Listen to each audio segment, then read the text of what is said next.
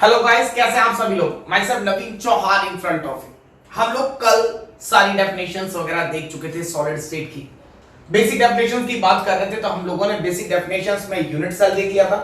Unit cell के बाद हम लोग और क्या क्या देख चुके थे भाई, interfacial angles, lattice points, Brevis indices वगैरह, ये सब टॉपिक्स को हम लोग कंप्लीट अप कर चुके थे। क्या क्या वो होते क्या, उन चीजों को हम लोगों ने बहुत अच्छे से रीड अप कर लिया था। Now it's time to move forward. अब हम लोग देखेंगे नेक्स्ट पार्ट सॉलिड स्टेट का, type of crystal packings. Types of crystal packings. Crystal packings की अगर हम लोग बात करें तो कितने टाइप की क्रिस्टल पैकिंग्स होती हैं? On the basis of axis used in arrangement. हम लोग को पता है कि कितनी एक्सिस होती है, एक्स, वाई और जेड। हर तीन एक्सिस है ना भाई हमारे पास, एक्स है, वाई एक्सिस और जेड एक्सिस है। इन एक्सिस को हम लोग कैसे यूज लेते हैं? किसी भी क्रिस्टल को बनाने के लिए कितनी एक्सिस यूज में आई? एक एक्सिस यूज में आई तो 1D, दोनों यूज में आई तो 2D, और तीनों यूज में आई तो ये एक्सिस क्या कहलाती है? 3D। एक तो 1D, दो तो 2D और तीनों यूज में आ गई तो क्या कहलाएगी? 3D।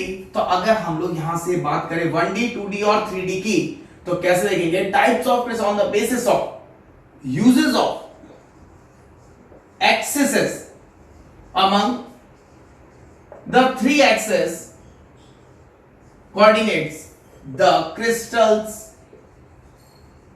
packing are of three types. First one is the one dimensional, 1D, 2D and 3D. फिर इनके फर्दर पार्ट्स देखेंगे हम लोग कि 1D में कौन कौन से पार्ट्स आते हैं, 2D में कौन कौन से पार्ट आते हैं और 3D में कौन कौन से पार्ट्स आते हैं। तो सबसे पहले हम लोग स्टार्टअप लेते हैं बहुत छोटे से पार्ट से, one dimensional packing. 1D packing क्या होती है, क्लियर है? और 1D पैकिंग में कोऑर्डिनेशन नंबर वगैरह की एक डेफिनेशन देखेंगे जहां से क्वेश्चंस आता है आपके। आइए देखते हैं हम लोग सबसे पहला पार्ट, वन डायमेंशनल पैकिंग और 1D packing.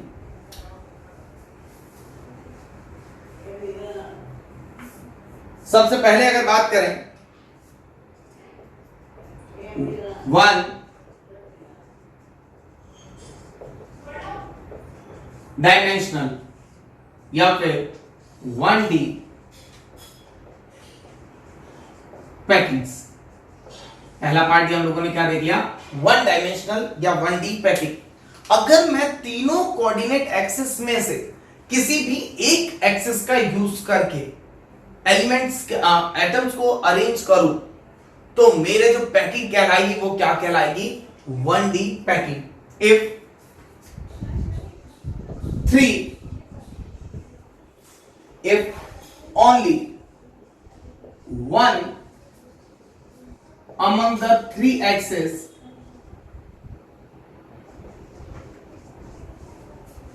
are used in arrangement of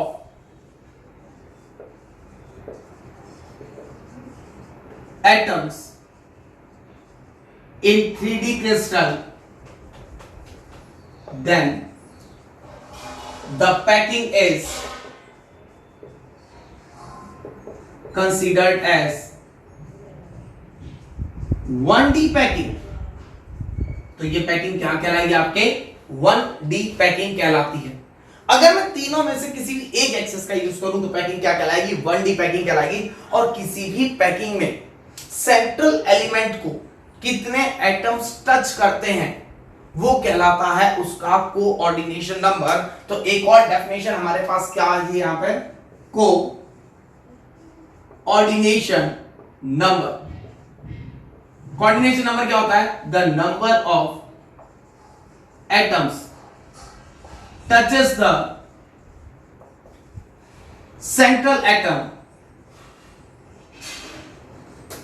in a crystal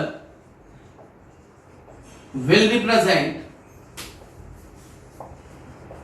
the coordination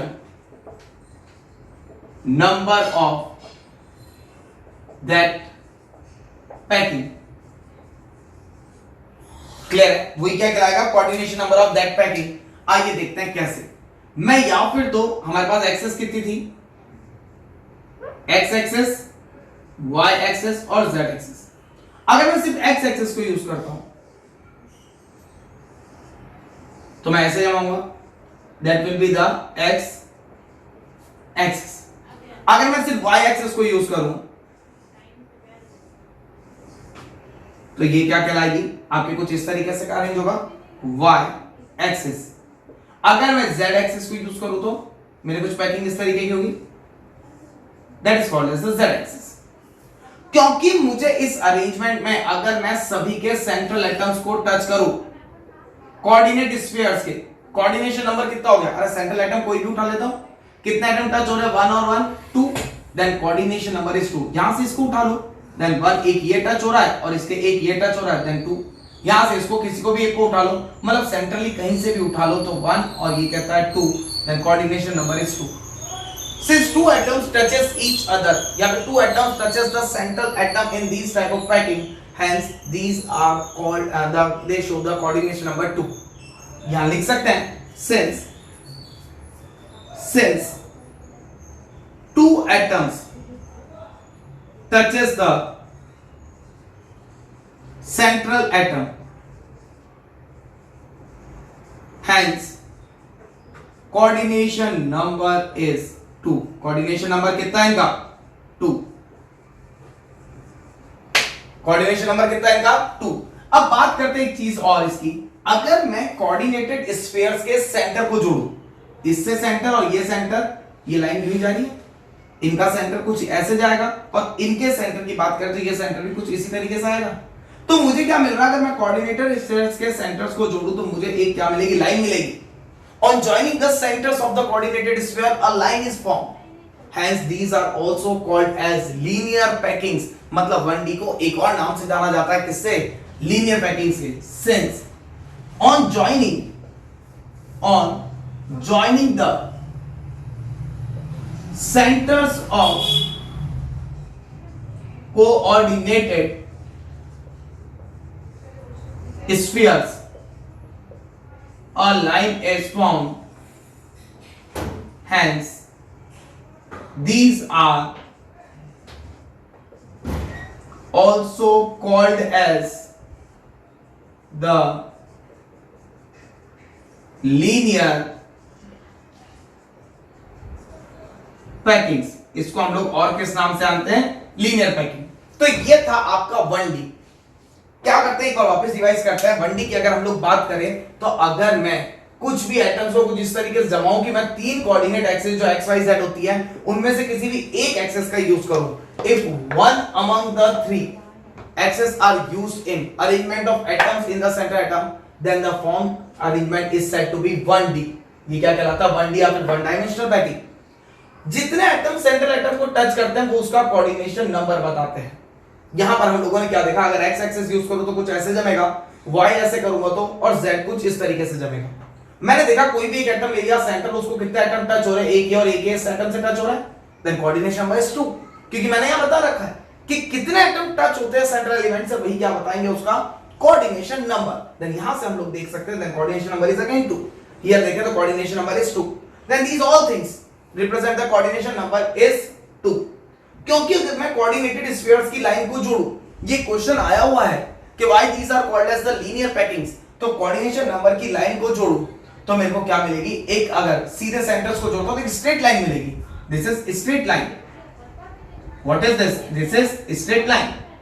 ये स्ट्रेट लाइन मुझे अगर मिलेगी तो मैं इस पैकिंग को हम लोग क्या कह सकते हैं? लीनियर पैकिंग भी कह सकते हैं। ये था मेरा 1D का पूरा काम। इसके बाद हम लोग बात करेंगे 2D की। नेक्स्ट सेशन में हम लोग अभी देखते हैं इसके बाद, अभी जस्ट ये उतार लीजिए आप लोग पूरा, और इसको उतारने के बाद हम लोग देखते हैं 2D पैकिंग्स। क्या आखिरकार 2D पैकिंग्स क्या होती है, कैसे अरेंज होते हैं 2D पैकिंग्स में, क्या टाइप्स होते हैं। बहुत इंटरेस्टिंग है अगला लेसन आपका जो भी होगा, अगला लेक्चर इसके अंदर क्या। तो पहले हम लोग इसको पूरा अच्छे से देखेंगे। 2D से पहले मैंने एक क्वेश्चन आपको दे रखा था, उसको भी मैं सॉल्व करके बताऊंगा आपको क्या कर वो क्वेश्चन में हम लोग कैसे सॉल्व करना उसे। मैंने कल एक क्वेश्चन दिया था जो कि आपके एटम्स वगैरह के बिहाफ पे था, उस चीज को हम लोग सॉल्व करेंगे। नेक्स्ट